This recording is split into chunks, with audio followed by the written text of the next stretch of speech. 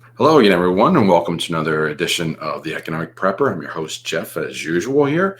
I wanted to talk about a topic that's been circulating on Twitter. A lot of Bitcoin people are concerned about this. It's about Michael Saylor. Now, Michael Saylor is one of the leading voices in the space right now. For good reason. He's been a big proponent of Bitcoin. He's been pushing that a long time. He's a big holder of it. We'll get to that in MicroStrategy in a moment.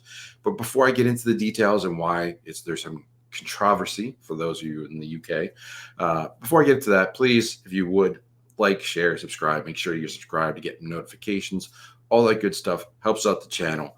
But let's dive right into it. Okay, so I'm going to share my screen and go over a few different tweets that kind of reflect what the current situation is. So let's go to this. And come on. There. Nope.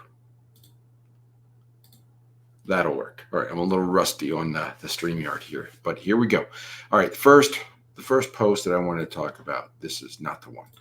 We're going to start with this interview. Okay, so this interview came out shortly where Michael Saylor was calling self-custody Bitcoin holders paranoid crypto anarchists and argues their distrust in government only increases seizure risk. Now, he suffered a seizure of fiat from his bank at one point.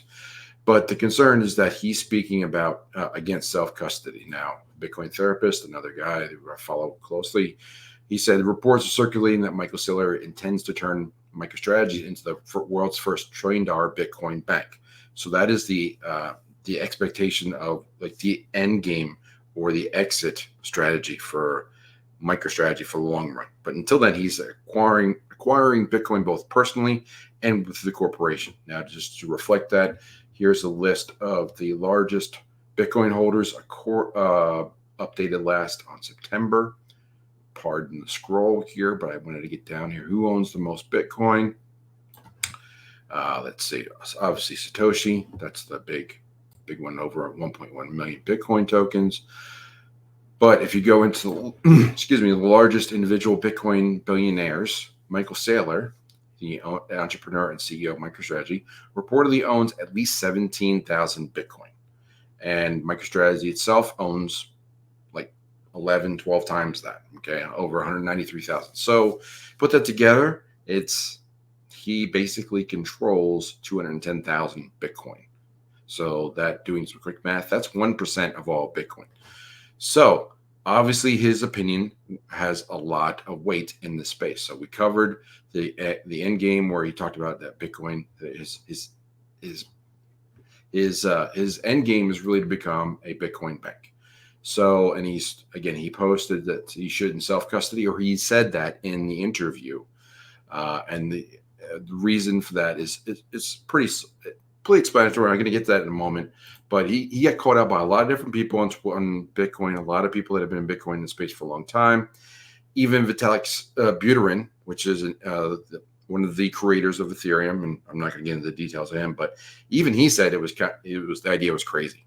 Okay, and then the last tweet I'm going to share is after I guess some self-reflection or seeing the feedback that the community was giving him, Michael Saylor comes out and says, "I support self-custody. For those willing and able, the right to self-custody for all and freedom to choose this form of custody and custodian for individuals and institutions globally. Bitcoin benefits from all forms of investment, but all types of entities, and should welcome everyone." All right, let's drop out of that, get back to the normal view. What does this all mean? Okay, why are people concerned about this? Why does it matter? What does it mean for you? What does it mean for the average investor? So when Michael Saylor, I didn't watch the entire interview, but I saw the clip, and the clip basically it's accurate. He said that you shouldn't be doing self-custody. You should be working with the bank. Now, understand Michael Saylor's position and his exit strategy. He holds/controls 1% of the entire supply, and that's just of the theoretical supply. Obviously, Satoshi has 1 million of it. We've lost some, so on. He's got a lot of Bitcoin. Okay, so let's just say that he's clearly over the 1,000 Bitcoin number. Okay, so as I showed in the video, he's got, I think it was 17,000. So just to say 17,000 Bitcoin. Okay, even if we get to where Hal was going with Hal Finney was saying in the early days about Bitcoin Bank, I'll go back to that tweet in a moment. Let me get that ready.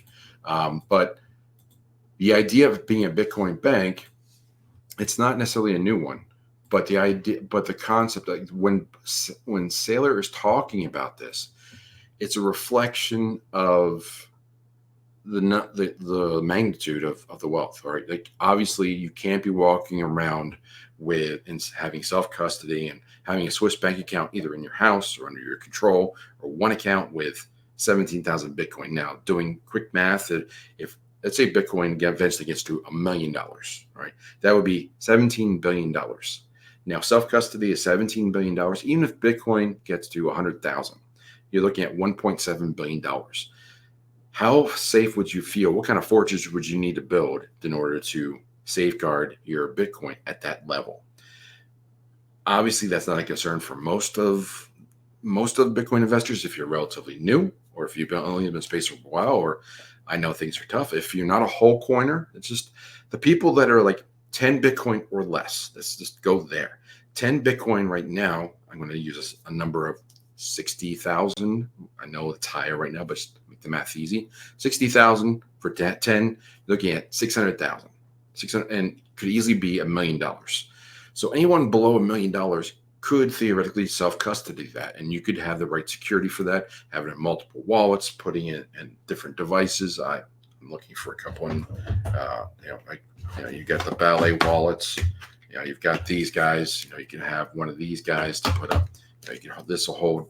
This is 10,000 sats, but you get the idea. You can get just a regular one. This one I think is empty, so I can show it. But you can just get the generic ones, and with those you can hold up as much as you want. But the idea really of self-custody, it's a smart way to go, and that's why a lot of Bitcoiners do, because they don't have $1 million. They have $1 million or less of Bitcoin. At that level, self-custody makes a lot of sense. You don't want to trust a third party. That's how everybody got in this problem in the first place, trusting the banks, trusting other people to have their gold, their silver, their bullion, their fiat, whatever it was, however they stored their wealth, they trusted a third party. That's one of the caveats of Bitcoin. They say, don't trust anybody but yourself. Does it create more responsibility for yourself? Of course. Is it easier? Would you rather have these guys in a bank or in your wallet? Which was easier or more access to? The bank could be closed. The ATM could be broken, or even worse with banks. And we've seen that happen the last several years with banks going under. We had one recently go under as well. It's a smaller one. I think it was in Oklahoma. I think that's right. Follow Nobody Special Finance for that. He did a great job on Twitter. I think I like that on my Twitter, but I can share that as well. But the idea really is third parties create problems because you need to trust them. If you're going to, like, say I was your third party, or Michael Saylor is your third party, he's your bank. Do you trust your Bitcoin with him? Do you trust it with anyone else? You need to vet anyone that you trust with. Now, obviously, you wouldn't want to do that, but at some point in the future, right? Let's just say you've got one Bitcoin. There may be more than you have, there may be less than you have, but just go with a round number of one Bitcoin. At some point, if Bitcoin gets to $1 million to $10 million in worth, that's great. But if you get to the point that you got a lot of wealth in Bitcoin and you think that you shouldn't spend it, which is probably the right strategy, I agree with that. You all need to decide for yourself. But when you get to the point where you have that wealth, you want to be able to enjoy that wealth at some point. And if you don't want to sell it, you need to somehow borrow against it. And if you can't, then that's going to require a third party for you to deposit some of your Bitcoin with them so they can loan some fiat or other means of spending it at the same time. So you need to trust the banks. And even I'm trying to find that post. I had too many things open on Twitter, but here we go. So let me share my screen. And Hal Finney, which is one of the original cyberpunks, and he was out there. He's also been suspected as being one or part of the group that was Satoshi. So let me present one more time, share my screen. Here we go. There's that button. So that's a little small. Let me try and make it a little larger. But you can see here, again, all these tweets will be in the description. But this is a post from the message boards that used to be where everybody talked about Bitcoin early in the day. You can see it's from 2010. So Hal Finney even said that Bitcoin-backed banks will solve these problems. So he saw that I'm not going to read everything here, but there's a good reason for Bitcoin-backed banks to exist. And he went into the reasons for that. The Bitcoin-backed banks will solve problems. They can work like banks did before nationalization of currency. Different banks have different policies, some more aggressive, some more conservative. Some would be fractional reserve, while others may be 100% Bitcoin-backed. Interest rates may vary. Cash from some banks may trade at a discount to that from others. This could be stable, inflation-resistant, self-regulating. And Hal believed that this would be the ultimate fate of Bitcoin, to be the high-powered money that serves as a reserve currency for banks that issue their own digital cash. I'll get to that in a moment, too. Most Bitcoin transactions will occur between banks to settle net transfers. Bitcoin transactions by private individuals will be as rare as well as Bitcoin-based purchases are today. That's in 2010. So that was pretty rare. So again, let's just go with First National Bank of Michael Saylor, or MicroStrategy's Trust, whatever you want to call it. But that first Bitcoin bank will have Bitcoin backing whatever they do, the loans, the deposits, and so on, because it's going to have thousands of Bitcoin. It's not intended for a person who has a couple of Bitcoin or one or less. That's the strategy. You're going to have multiple layers of strategies. Let's just say that if you had exposure to 10 Bitcoin, you may want to keep a couple Bitcoin under your own purview, and one or two you may use for a loan or lending purposes, or you may diversify where you have those. That's good security and good strategies. Well, you don't want to have all 10 in one wallet if that gets compromised or there's issues with it. You need to think about those security things, all those things. But you also have to be able to spend and live. So while a lot of us like to hoard our Bitcoin and never spend it, some of us want to find new ways to spend it, and using a Fold app or let's see, there was the BitPay card. There's all kinds of different ways to do it. But the idea is pretty simple. It's like self-custody is the best way to ensure that you have full control over it, but then you have 100% responsibility. Whereas if you kept it with First National Bank of Bitcoin, then they would have control of it, but they would also control your security. So it's a trade-off, right? There's a matter of trust, no pun intended, but there's also a matter of control. But there's also a matter of liquidity of how do you make your Bitcoin liquid so that you can buy a car or go on a vacation or pay for your groceries. All those things matter, and all those things need to be thought about. But self-custody will never go away. It's still going to be a major thing. And it's unfortunate that Michael Saylor, for whatever reason in that interview, he was speaking like a banker, right? And let me wrap with this.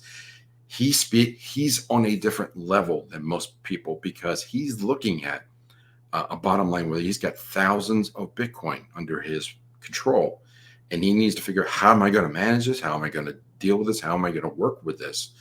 And at some point, he's going to, he works in the sectors where there are banks. He's worked in the sectors where there are lenders, and he works in the stock market. So all that regulation, all those different current financial areas of interest, he needs to play in those arenas, work with those people, and play those games. So he needs to work both sides of the table: the bank, the institutional lenders, the financial people, and he also needs to respect the original Bitcoiners, the self-custody. And he knows that he's not going to win the argument 100% of the time on both sides. So he's still a great advocate for Bitcoin. Just take it with a grain of salt and think about, it's a different answer if you have 2,500 Bitcoin instead of having 25, instead of having 2.5, or having a quarter of a Bitcoin. So lots said today. Think about what I said and read over those tweets and let me know what you think. Follow me on Twitter too.